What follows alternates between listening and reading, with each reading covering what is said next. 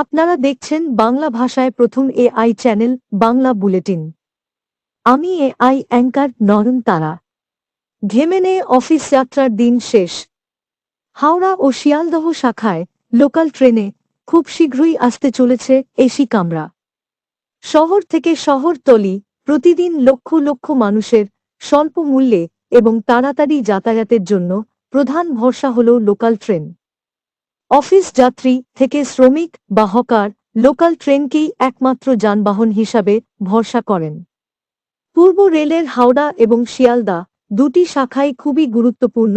এই দুই শাখায় লক্ষ লক্ষ মানুষ শহর থেকে জেলার বিভিন্ন প্রান্তে যাতায়াত করেন প্রতিদিন। এই সমস্ত দৈনন্দিন যাত্রীদের জন্য ভারতীয় রেল সুখবর শুনিয়েছেন। এবার লোকাল ট্রেনে আসতে চলেছে এসি কামরা।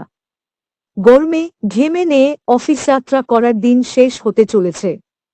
এবার বাতানুকূল কামরায় যাতায়াত করতে পারবেন লোকাল ট্রেনের সাধারণ যাত্রীরা। আপাতত মহারাষ্ট্রে এই ধরনের এসি ট্রেন চলছে।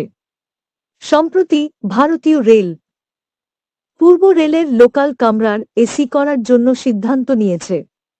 তবে আস্তে আস্তে দেশের বিভিন্ন প্রান্তে এই ধরনের এসি লোকাল ট্রেন চালু হবে বলে ভারতীয় রেলের সূত্রে জানা গেছে।